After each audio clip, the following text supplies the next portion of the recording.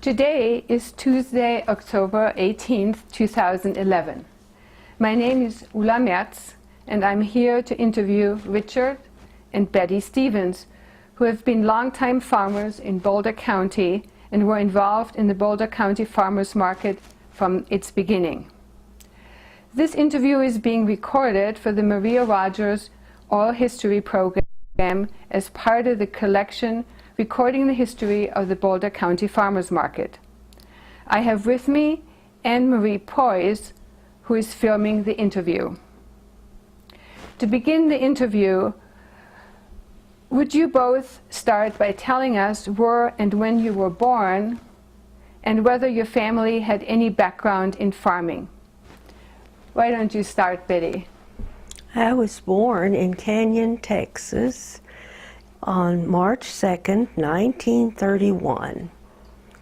And my parents were German immigrants, and they settled in that area, and they were farmers.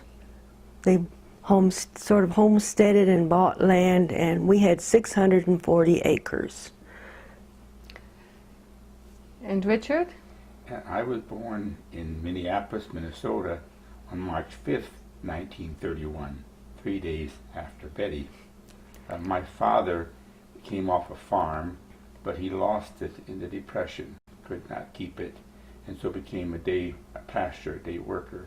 My mother was born and raised in the city, so when I was born, we lived in the city. How did you get into farming? Maybe this time Richard starts.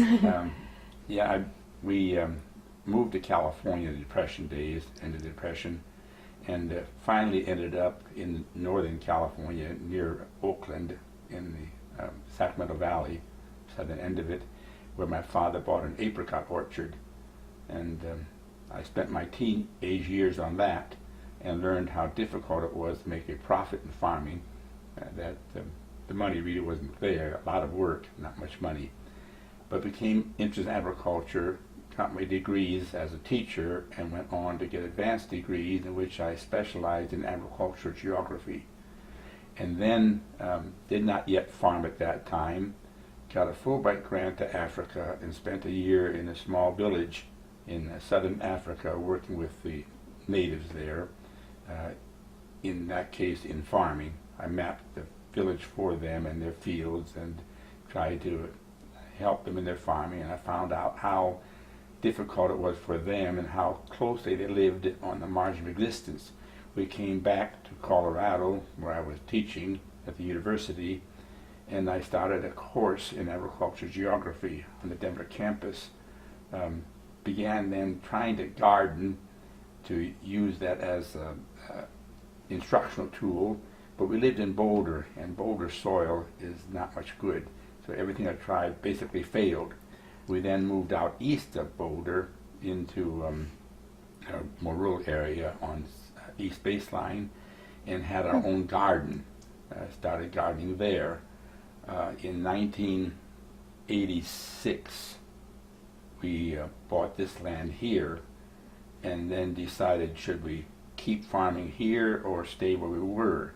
This land here had no house, nothing on it, it was just bare land, but we knew it was productive soil. The other place where we lived, we lost our water. The city bought up all the water rights, and we were on wells, and the wells began to go dry. So we decided if we wanted to continue farming, we had to move out here. And I was using the farm as a laboratory for my students in Denver in the agricultural class. So we sold that place, built this house, moved out here, and that was actually moved here in 1992. But the farmers market, we started there in 1978, and that was because we had surplus on the other farm, and I wanted to keep that going, and so we had no place to dispose of the surplus, and we gave it to our neighbors, and found the wind came up that night, and found the next day the wind had blown the garbage pails over, and there was all the produce we'd given them, tomatoes and various products, on the street. They'd thrown it all away. So I said, well, if I'm going to raise something and my neighbor's going to throw it away, I'll try to sell it. So I'd heard about a farmer's market in Boulder, went down to the courthouse and met the Munsons, and they said, oh yes, you can sell here. So we took down the next day, or the next Saturday, about $20 worth of produce and sold it all. Oh, wow. And decided, well, we'll now start farming or producing things for the farmer's market as well as for my experimental stuff. And those first few years, very difficult, gradually expanded. We moved out here, we expanded a great deal. We had much more land and better water. And so we became more participants in the farmer's market, larger participants. But the purpose of farming, although I enjoyed it all my life, the actual active farming came after I was teaching at Colorado, the agriculture class, and decided my students should work with their hands, see how things grow, and so I set up some experiments in the lab, and then I used the farm as a laboratory where they could come and look at it and see what was happening. I couldn't use them as labor, it was too far from Denver up to here, so I did all the work, but I kept the records and took that down, and I took them on field trips to various farms around this area of people who sold at the farmer's market, and tried to instruct them on how to grow crops, trying to get them to think of local agriculture as a way to cut down on this commercial business of shipping things in from California and Chile and every place else in the world, and become more locally based, using their backyards as a source of vegetables instead of a source of grass that just has to be mowed. Out of all the students I had, maybe 2 or 3 actually took to it. Everybody else's comment was, this is too much work. Even in the farmer's market, when I tell people, look, you don't have to buy my stuff. You've got a backyard, raise your own tomatoes or your corn. Well, corn's not very good, or your own squash. And the response I commonly get is, that's too much work. You raise it and I'll buy it from you. So what did you grow when you first started, Betty? Well, we had squash, yellow squash, and we had beans, different kinds of beans, and tomatoes, of course. And we also had raspberries in a smaller quantity than we had the last couple of years. And when we went to the market, we really didn't know how to take care of raspberries, and we had them in a large bowl. And we weighed them out there, which was a big mistake, but we sold them all anyway. And things just really did sell. We also had onions, and they were a good seller. And of course, rhubarb, the usual things. We didn't ever sell corn. So I can't think. We had peas, English peas, early in the season that grew well. So that pretty much takes care of it. And winter squash, we really didn't do too much on the other places we did here. We had more winter squash in this area here. And it has done very well. We've always grown a great variety, trying to find what works best. The variety, of course, was part of the research for my students. What can you grow? But when it came to selling at the market, what we decided, what do we specialize in? What do we grow that becomes our money crop that supports the farm? And so although we grew kohlrabi and turnips at one time and parsnips and all kinds of oddities, none of them sold well.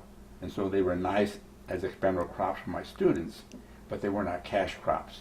We found out in time that raspberries, a good cash crop, but not a money maker, too much labor involved. Basil, an excellent cash crop, sells well, get rid of all we could grow, and it's, although labor demanding, not as bad as raspberries. The best crop in terms of labor demands, what the return is, actual profit, is tomatoes, because a tomato is heavy. So you can pick a lot of tomatoes in an hour's time. You can't pick a lot of raspberries in an hour's time. So although tomatoes sell for less than raspberries, you sell many more of them with much less labor involved. So we found in time our big crops were, for cash, were basil and tomatoes and raspberries, English cucumbers, but not as much money in them. Rhubarb has done well. Rhubarb, again, is a good money crop if you can market it all. That there's only a limited market for rhubarb. Too many people don't like it, but you can harvest a lot of rhubarb in an hour's time. I see. And Huh. That's so- interesting. I didn't realize that it has to do with how long it takes to harvest. Yeah, well, and how many people want to buy it. I mean, I could produce 200 pounds of rhubarb a week or more if there were a market for it. But I can't get rid of 200 pounds of rhubarb in a week. So let me get back to, if you remember, when the farmers market started and where. Yeah, we started in the market in '78. I told you the farmers market began in 1974. Richard Foy, who was the leader in that urban planning, you know the name of the. Yes, communication arts, I Yeah. think. He and a accomplice, a colleague of his, were going to design the Pearl Street Mall, and he was convinced that we needed something to bring people down there, kind of a center attraction, and he decided that should be a farmers market. So he, with the downtown merchant organization, started a farmers market, got the city to say, yeah, we could do this in the Pearl Street. Along came, of course, construction. So he went to the county and said, can we set up on the courthouse lawn? And the county agreed to that because the county commissioner at that time, Josie Heath, was one of the leaders. She was a strong supporter of the farmers market.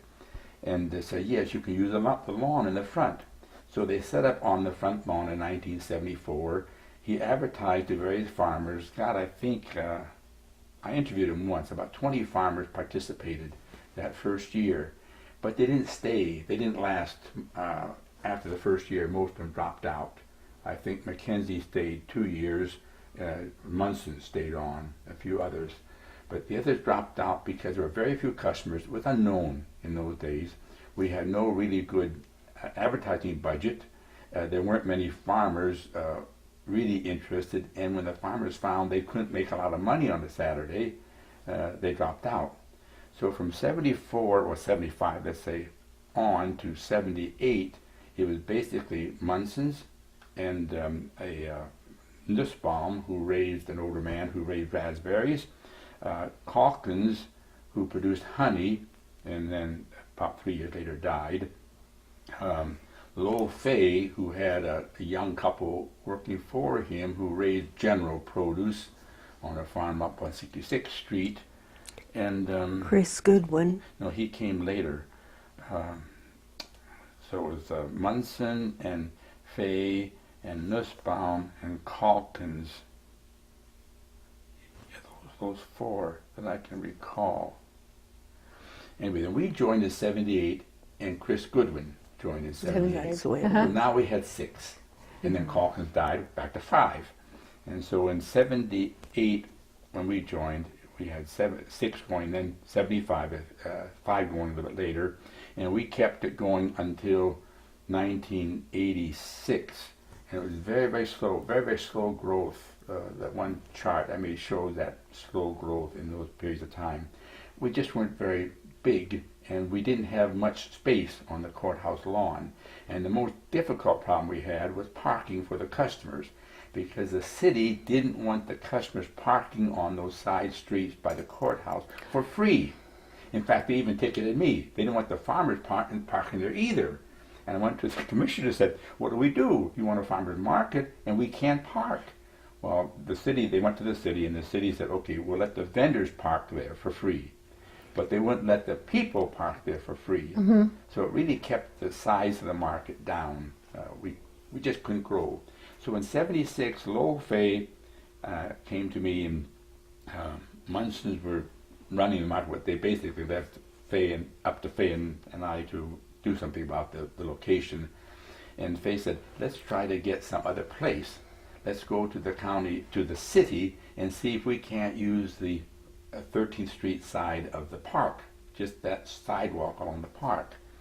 And so Lowell since I lived in here and he was up on 66th Street, he said, you go to the city and do this.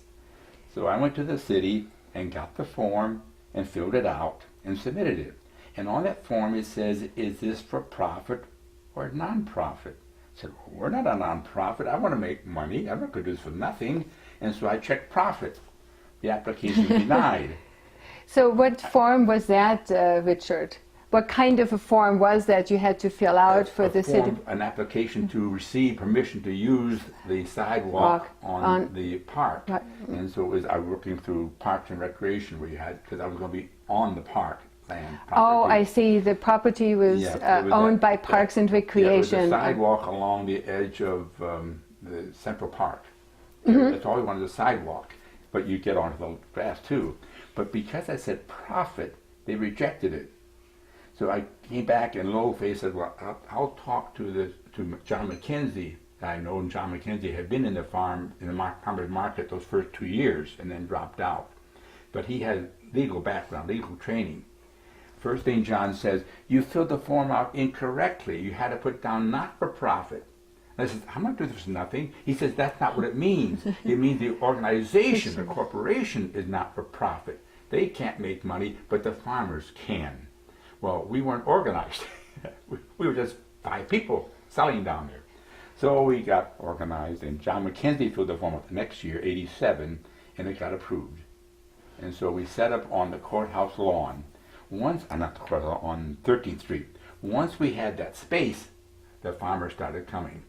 And so we had 20 or 25 the first year, and then we got 30 the next year, pretty much up to 45 or 50 where stayed there, and then we decided we had to hire somebody, where before we were always doing things ourselves, putting our signs up and cleaning up and all that stuff. We said we need some help now, so we got to hiring. We called them managers. They were really street managers. They helped set up the big things, helped us control traffic and take care of any problems that came up. If there was some vandalism going on or any other problem, they were there. And we paid them a small fee for this. We had no baked goods, we had no crafts, we had no food court. It was just farmers selling produce, and gradually the market grew.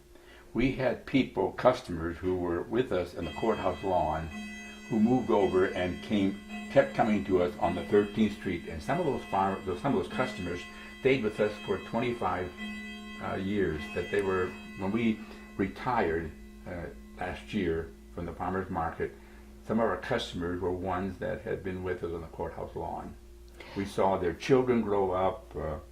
Chris Goodwin, who's still in the market, we saw his children grow up. He only had one child when we first met him on the courthouse lawn. He ended up with 2. They're all grown now, and he's still in the market, and we're retiring. So we have customers that we've, almost like grandparents to them, we've seen them grow up with the market.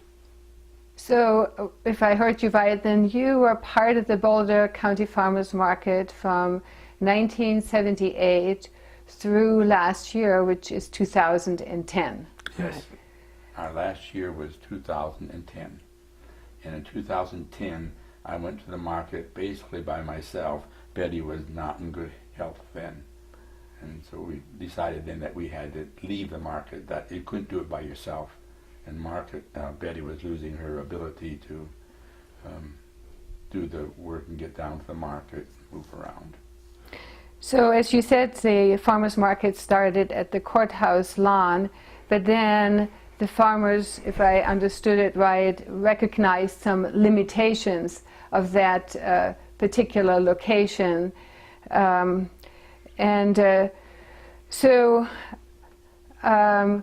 What, if you just recall some of what you think some of the limitations were at the courthouse lawn? The obvious one, parking. That we had a real trouble getting parking places, parking areas for the people. The mall was a lot different then than it is now, and what was available in the way of parking.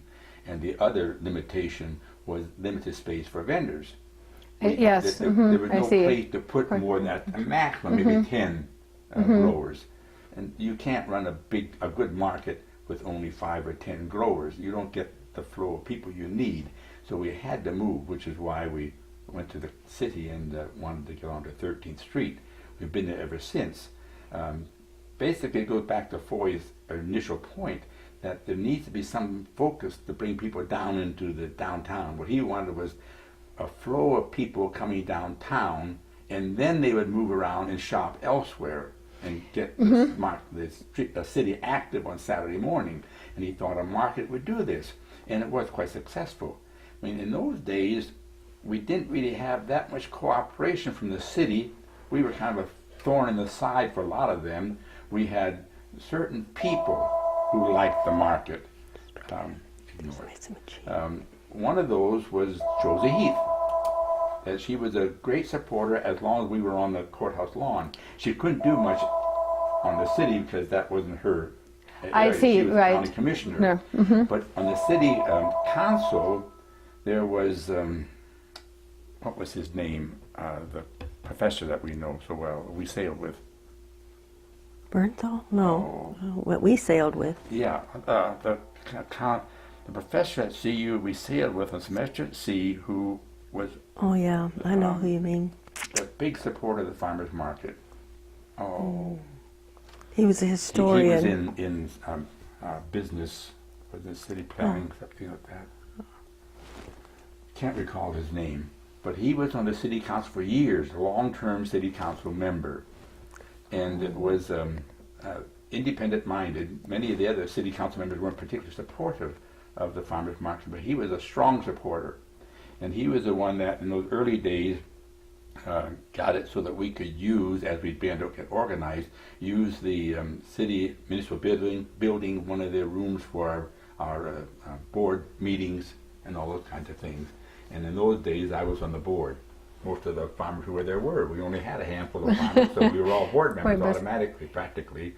And I was president one year, and that was the year that we went to the city council meeting and told them, look, up to this point, you've been covering us.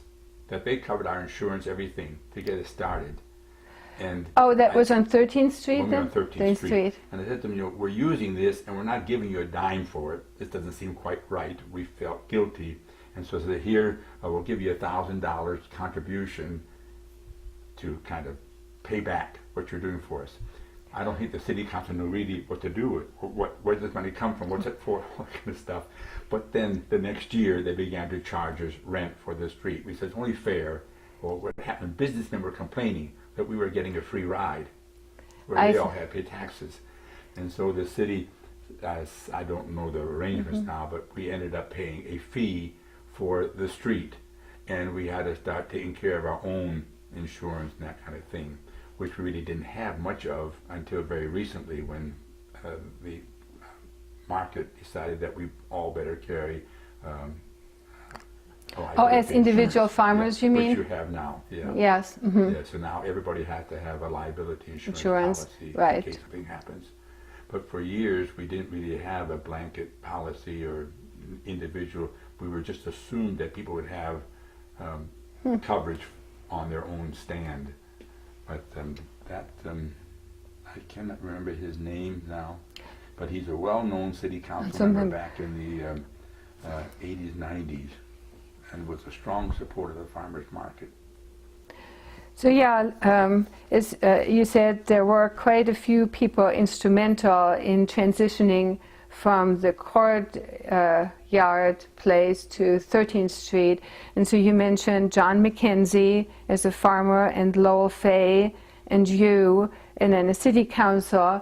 Was there anybody from the city itself involved?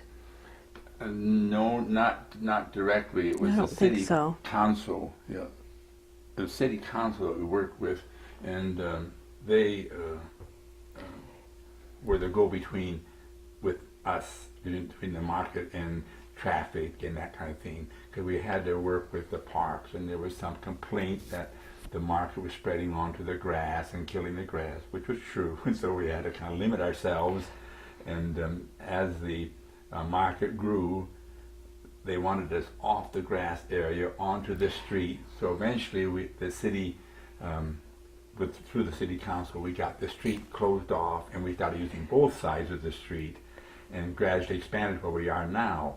but it was a long battle. For a long time, we kind of felt that the city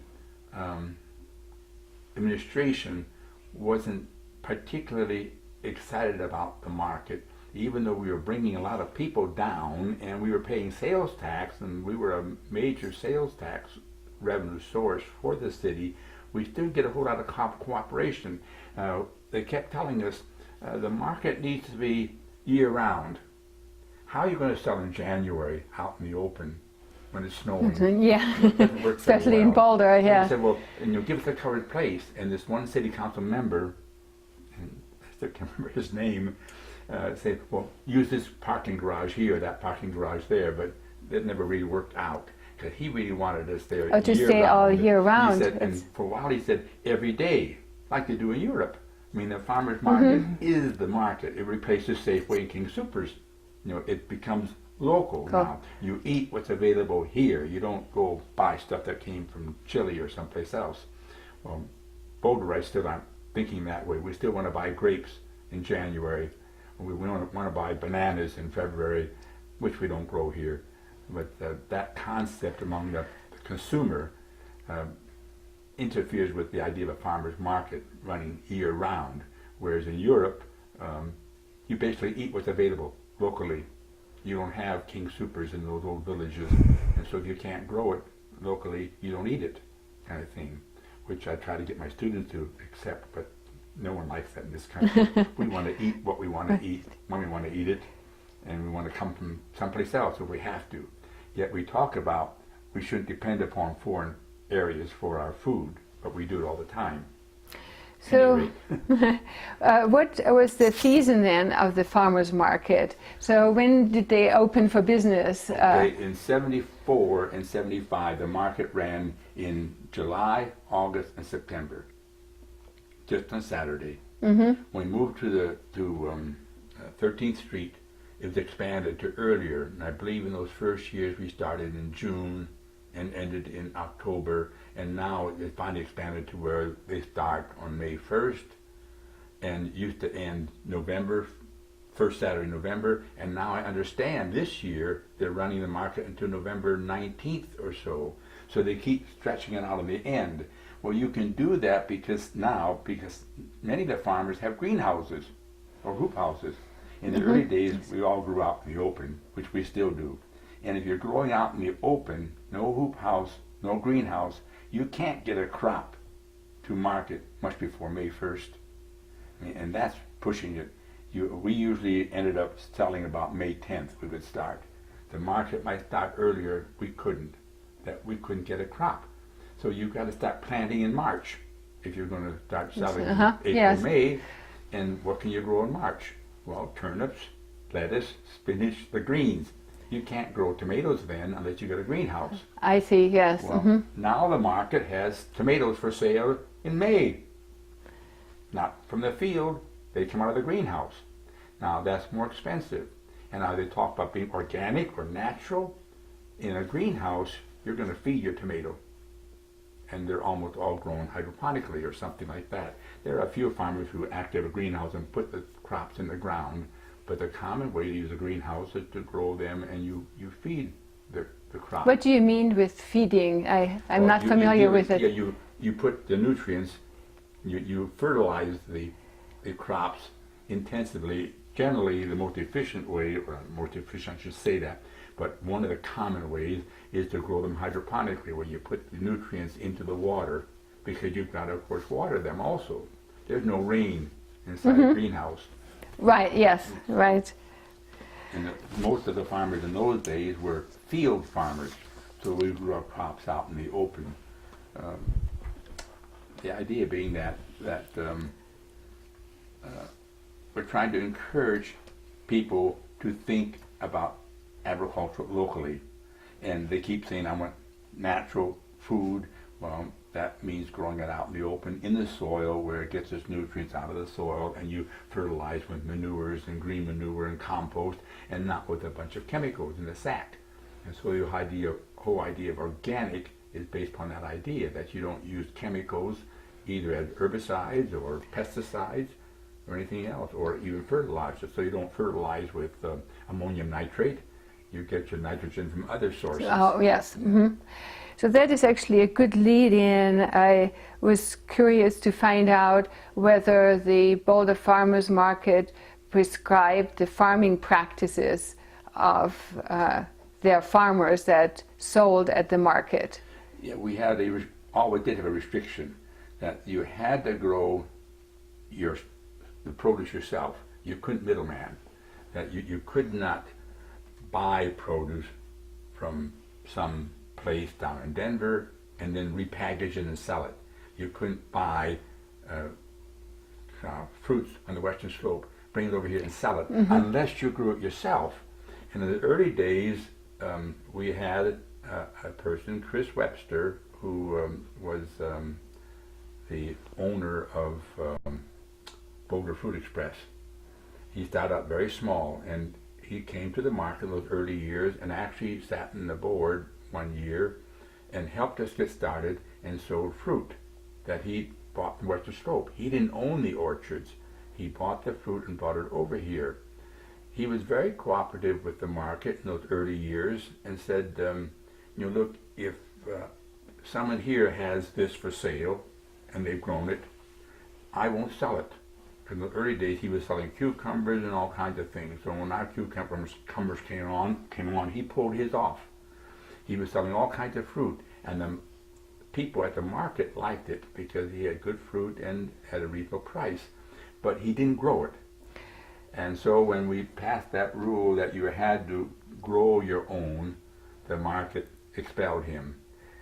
I don't think it was quite fair. I think he should have been grandfathered in because he had helped us get started, put a lot of time in to get us going, and had agreed not to sell anything in competition with any of us. So that if we brought in a fruit grower from the western slope who had apples, he would pull his apples off and not sell them. If we brought in somebody who had peaches, he would pull his peaches and not sell them. So he worked very hard to cooperate with us. But the market felt that, they wanted to be pure, I call it, and not let anybody in who didn't grow the stuff themselves. So he was expelled, as were a number of others that we used to investigate all the farms. And we found one person who was going down to the Nago market, buying beans and things, and coming up here repackaging it and selling it. We had somebody come in with Rocky Ford cantaloupe and selling it here. And so we said, no, you can't do that in competition with the local growers. The idea was supposed to be a Boulder County Farmers Market for local farmers selling local produce.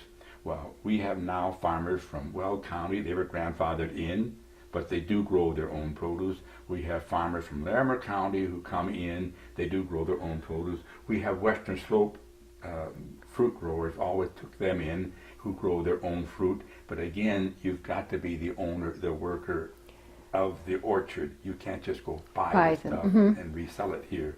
And so we've tried to maintain that kind of structure. We did not say ever that you had to be organic. You had to simply identify how you grew your stuff. Was it organic or conventional?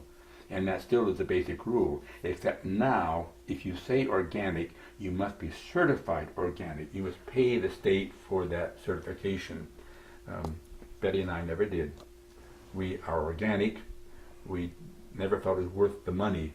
I don't think it's a very good inspection program that they have. I think it had a lot of weaknesses. I couldn't see paying that kind of money for something I didn't think was necessary. Our customers know that we're organic. And one of us told us, I know because I'm allergic to chemicals and I never get bothered by your food. I bought other vegetables down here from people who say they are organic, who are certified organic, and they make me sick. Huh. I don't want to accuse anybody of not being honest, but I just didn't feel it was worthwhile being certified. It was a lot of money for no good purpose, and the customers we had knew how we grew our stuff, and we have no problem getting rid of it. So as you mentioned, customers, which are an important part of the Boulder Farmers Market, well, could you share with us kind of the relationship that developed between you and your customers at the market? Yeah, we're family. Betty can tell you that. She's been having health problems. They write her cards, they call her, they come out here. I send an email out, they used to, every week on what we had available at the market, so they would know, and what we had available at the farm, they could always come out to the farm and buy. And they'd send emails back. How's Betty doing? Let us know when she goes for surgery. Let us know what this is happening. Let us know what's happening here. We've seen their children grow up. We've had so many customers where their children were born after they came to our stand, and now they're married. I mean, we've been 33 years in the market. That's a whole generation. So the customers we had, some of our good customers, no longer come to us. The kids are all gone. That one said that just my husband and I, we don't need much anymore. Mm. So they used to buy 50 pounds of tomatoes at a time. They don't buy any now, one or two. They don't have any kids anymore. They're all gone. They're all married, gone from home. Mm-hmm. So our customers have changed. But the result is that we think of our old-time customers not as customers, they're friends. They're family members almost. We haven't had them out in the house for dinner, a big gathering. It'd be kind of fun to get all our old customers together and have a nice dinner for them, but we've never done that. But they call us all the time. They come out and visit. They write us cards when we get sick. They send us emails, or they take pictures. Almost all the pictures I have were taken by customers who said, "Don't you have a picture?" and take a picture of us. So maybe, did you want to add something? I just want to say we shared a lot of things. They always want to know how we prepare things.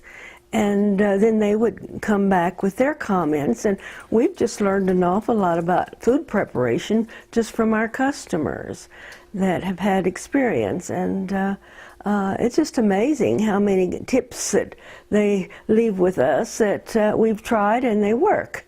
And so it's not just the selling and the buying of vegetables. They always have some kind of things to share. And preparation and all. It was very interesting. Well, that's the purpose of Farmers Market, is to get contact with people so people know where their food came from. You go to King Soopers, well, where did this come from? Read the label on the box. Doesn't mean anything. They've moved the stuff from this box to that box. So maybe the box says California, but it really came from Florida. Who knows? But if they come to our stand, or any stand at the Farmers Market, they know where it came from. It came from Boulder County, or Weld County, or Larimer County, or the Western Slope, depending what the product is and who the farmer is. And you can talk to the farmer and ask him, how did you grow this? Did you grow it organically or biodynamically? I like to say our farm is biodynamic or ecological, that we try to grow things in the way nature would grow them, the way we saw it overseas. Mm-hmm. We visited many subsistence farms overseas, in China, in Japan, in Korea, in India. We've been all over, spent a year in Africa, spent 4 months in China, and came back with ideas on how do they do things. A lot different from what we do in this country, and tried to incorporate some of the ideas into the farm. So I can tell the customers we grow things this way. We do it this way for this reason, to give us a good quality produce, to give us the most return for the land that we have, since those people don't have much land. We waste our land in this country. Over there they haven't got that quantity of land, so they don't waste it. Is this a good time then that we show some of the pictures, as you said, that your customers took? So would that work, Anne-Marie? So Betty, if you want to say what's on the picture here and tell us when it was taken. Ooh, I don't recall what year it was, but it was at the Longmont Market, and it was in the Longmont paper. And they were discussing his coming to the Longmont Market for the first time. And that market seemed to find him in a way that he had things that they desired, but I can't remember anything else about it. Richard, do you want to tell? Well, this was taken, I don't recall the date, about 2 years ago, but I was standing there and Times Call stand was right next to mine, and the photographer saw me just standing there, took a picture, well then he took a picture later on, which appeared in the paper, of me at my stand showing the umbrella and some of the produce, and it ran in the Longmont Times Call, great big picture with a little subscript as to who I was and that kind of thing. Everybody that I know in Longmont saw it. I must have gotten 50 copies from various people I know that saw the right. paper and cut it out and said, "Did you see your picture in the paper?" They saw it before I did. I mean, I didn't know it had been taken and put in the paper. I was just talking, and this guy was taking this picture of me, and it appeared in the paper. And so when they told me, I got the paper out and looked at it. Sure enough, there it was. And they cut it out and gave it to me. I must have had a whole stack of the same picture. I still have a bunch of them stuck away in a file somewhere.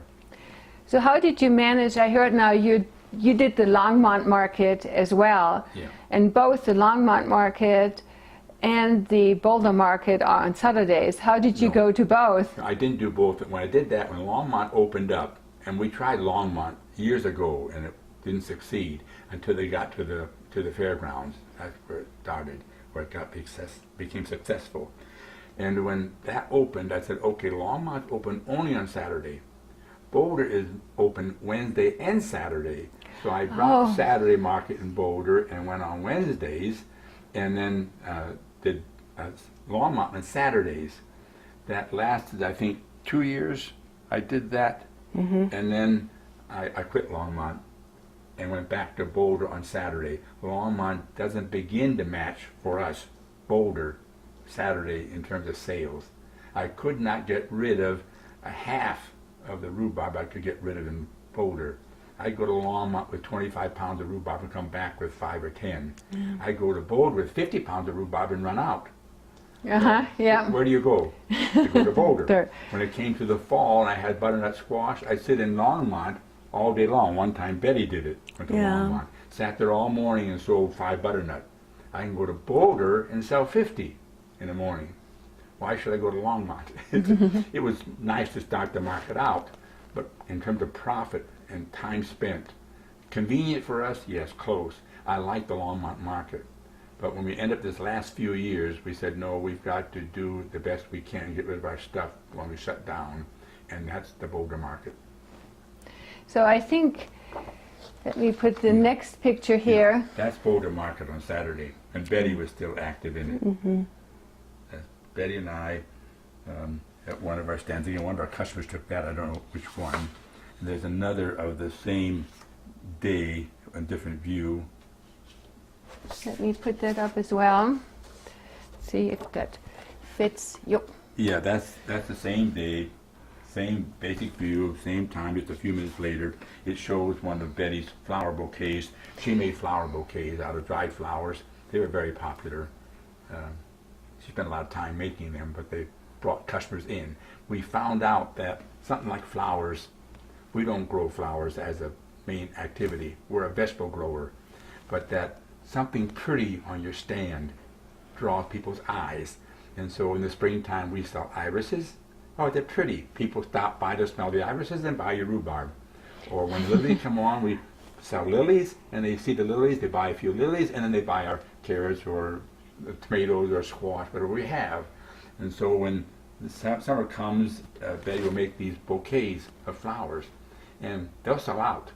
She'll sell all she can make, but people buy those, and then they buy something else too. Oh, that's very So interesting. The flowers bring the people in. You need something to attract them to your stand. Either a pretty stand, nice produce, and we wash all our produce so it's nice and clean, looks good, but even so the flowers help. That they make the stand look attractive, and people that will come by and see the flowers and stop. Our regular customers, they come for the produce. They know what we have, but it's the walk-by who are important in Boulder market. They'll see the flowers, and they'll stop, look at the flowers, and then say, oh, you have this or that, and buy something, and if they like it, we've gained another permanent customer. So come back. So actually, as you mentioned, the rhubarb, you want to show that. Let me pull this off here. That's the Boulder Market on one Saturday early, and there's the rhubarb there. That was one of our first years growing rhubarb for the market. It's not bunched, just rough. We sell it by the pound, and so we had to weigh it. After a year or two of that, I said, this is a waste of time down there. And so then we started weighing it at home and packaging in pound bunches. Actually, they were anywhere from a pound 0.05 to a pound and a tenth. The law says, that if you sell it by the pound, it can't be under. It can be over. Oh, right. How do you get rhubarb to be exactly 1 Pound. Well, yes, right. They don't grow that way. You go to King Soopers and weigh their bags of oranges. It says 3 pounds. They'll be a little bit over 3 pounds. And so if you want the best deal, you weigh them all and pick the heaviest one. Because they're going to be more than 3 pounds. Well, we and so tried. We had to bunch it. We tried to bunch the rhubarb in sizes because people don't want a large stalk along with a small. Some people like to use the small stalks for pies because they chop up nicer and they're more uniform. And if they, make sauce, then they don't mind having the larger ones. So we learned so much about how to present these things because of the way people use them. We did the same thing with beets. You go to the store and buy a bunch of beets. It's got a big beet and a small beet and medium-sized beet. Now, how do you cook those? They're all different. And so we would bunch ours, small beets together, maybe they get 6 or 7 beets, then medium beets together, and we have 4 or 5, and large beets together, you get 2 or 3, all for the same price. The weight about the same, but you had the same size beets, so they all cooked the same. So actually, as I had wanted to also ask you some questions about your participation on the board. Yes, oh, sorry. So if you don't mind, let's switch gears. And I also wanted to ask you whether you've served on the board or in the organization of the Boulder County Farmers Market. Yeah, from 1978, when virtually everybody in the market was on the board, because we only had a handful, I would guess, I can't recall exactly when I stepped down, but it was been in the early 90s, I believe. I was on the board about 13, 14 years, you recall? Was it longer than that? Oh, yeah, I think that's about right. I don't know, it might have been latter 90s. I don't recall. We were over 90, was I on the board when we came back? No, I don't wasn't think so. in China. I think I left the board before we went overseas the last time in 1997. So that's about the end. And in one of those years, early years, I was the president. That was back about 1990, I would guess, about that time. Other times I just served as a member of the board on one committee or another, frequently on the inspection committee that kind of inspected the farms to make sure people were abiding by the regulations. So how do you get onto the board? Well, that was automatic. You simply volunteered. But all right. First year we set a board up. We simply, when we first got organized onto the 13th Street and farmers started coming, we said, okay, we need an organization, we need a board. And we said, who wants to serve? Well, there were about 9 or 10 active farmers in the market. So we said, well, a board of 9 is a good number. That means you can't have a tie vote. You're 5 to 4. And so we need in that 9 a president and a secretary and a treasurer. Those are the essential ones. And then a vice president, perhaps, in case the president is incapacitated or out of town. Well, that's 4 people gone. Right, yeah. There. Okay, 5. And so we all volunteered. And that first year, I think John McKenzie was president. I don't recall, but John McKenzie was president. He's been on the board ever since. He's a long-term board member. And one year, Chet Anderson was president. One year, I was president. One year, Dan Metsch was president. See, some of them aren't even in the market anymore. But anyway, the president just kind of rotated. It was always selected by the board. The board is elected by the members, and the board selects the president and treasurer and secretary and all those things, basically from volunteers. About the only one that really is on the board elected where there is competition is president, the leader. To get a treasurer, you got to twist arms. Who wants to keep the books? Well, now we have the books are kept by CPAs, and the treasurer kind of keeps the weekly records, and that's all being done by the market manager and his staff now, not by the members. In those early days, the board members, who were all farmers, we did it where you had to squeeze all that work in around your farming activities, which is why we eventually went to having a market manager, a real manager who ran it, who came to the board meetings, who kept the books and did all that stuff. We just didn't have time. Some of those charts that I made, that was when I was president, and so we ran our own surveys. We did our own gathering of data. We did our own preparation reports for the annual meeting. Well, that takes time, a lot of time, and finally decided as farmers we didn't have that kind of time. It was worth our while to pay somebody to do that kind of work. So as you referred to the charts before, what charts are those? Those are in the article that I wrote in 1989 for a farmers market, national farmers market meeting back in Toledo, where I presented a paper on the origin and early history of the Boulder Farmers Market. And that was well received by, rather interesting, by some agronomists, county agent type people from eastern states, Wisconsin, Ohio, and those places, who saw or heard that came to the paper, and then there I presented surveys we had done on what did the people come for, where did they come from, how far away did they live from the market, what was the attraction, how they hear about the market, what advertising most effective, what problems did the people complain about, things they didn't like in the market.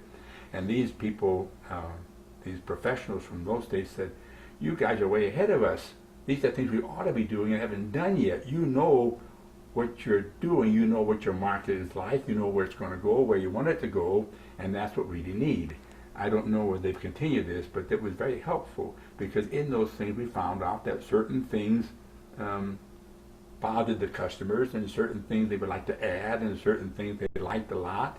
And so they said, and that appears in that paper, that they wanted to get fresh produce and naturally grown organic produce from the farmers so they could know who it came from, and that they complained about lack of parking, and they complained about dogs, and they complained about no food, no bread, no this. And so now the market has bread sales, and we have a food court, and we have crafts, and we have fruits, and all kinds of cheeses and meats. In the early days we didn't have any of those things, and that's all largely responds to what customers have said they would like to have down there. So now the market is very much a social gathering on Saturday, where you come to meet your friends, sit down and have breakfast or a snack or something, and then, by the way, let's go buy some vegetables. In the early days you came to, let's buy vegetables. And that basically, if you were to contrast Longmont and Boulder, Longmont is more the way Boulder was 20 years ago. People come primarily to buy vegetables, and the ambience is not there yet. We don't have as much other activity. I mean, there are craft people there, and there are meat vendors, other people there, bakers and that kind of thing, but nothing like in Boulder. Boulder is an established growing market with all those things, and Longmont is starting out. So yeah, what I understand is next year they're celebrating the 25th anniversary of the Boulder County Farmers Market. Based on 1987 as a starting date. Yes, that's right. As we heard now, it started in 1974. The market started in 74, but it was not incorporated until 87. So if you want to count the market from incorporation, it's 87. But everything got started small. Our country was founded in 1610, but it didn't become a country until 1776. So the people from 1610 to 1776, they were the ones struggled to get this country going. And then, of course, it became a nation in 1776. So as I think we're getting closer to the end, so I want to have kind of a big picture question is, what do you think contributed to the success of the Boulder County Farmers Market? The interest of Boulder County, Boulder City people in organic, natural grown foods. Boulder is a very special market. You hear this comment all the time, only in Boulder, or the People's Republic of Boulder. Kind of derogatory, but the point is Boulder is very strongly oriented towards organic, naturally grown stuff, unlike some other cities. And so a farmer's market appealed to them. Initially, I think the appeal was fresh produce, locally grown, at a price competitive, which it was in the early days, with the supermarkets. I have heard from my own customers that the complaint now some of them give is that the market has gotten more expensive, that prices are going up, and some people complain that the prices are getting too high, that the farmer's market ought to be less expensive. The argument being that after all you don't have the overhead for the store and all those things, so why do you charge as much as you do? We've tried to keep our prices competitive with the supermarkets, saying, well, we're still doing well because we don't have the overhead, and so we can sell for a price similar to the supermarket. Right now we aren't in the market anymore, and we still have customers, about 10 to 15 regulars who come to the farm and still buy out here. And we get rid of any surplus we have to those people, but we don't have much anymore. We've cut way back, basically supplying only our own needs now. So, as kind of a final question, is there anything else you, Betty, want to kind of add to what we have talked about today about the market and your involvement in particular? Well, it was an interesting 33 years. We learned so much about how to present things. We didn't know how to do this, and just with time we learned how to present things, and it made such a difference in how things were desired. And as far as the customers concerned, we had such kind, nice people. We just never had any problems with any of them, and we hope and we know they were fairly well satisfied. And they would ask us if we were really organic and so forth, and we could honestly say that we were. We had one customer to ask us, were these tomatoes really grown in the dirt? And we thought, well, yes. Well, she says they look like they've come from a store. Oh. So Because they were clean. you know, little things like that we were made aware of, and it was just a very interesting experience. Kept us very, very busy, of course, but as far as the customers were concerned, they were all very kind and genuine. All right. So I want to thank both of you for taking the time to meet with us and participate in this interview about the history of the Boulder County Farmers Market. It is of great help and will be a great addition to the collection. Thank you so much. Thank you.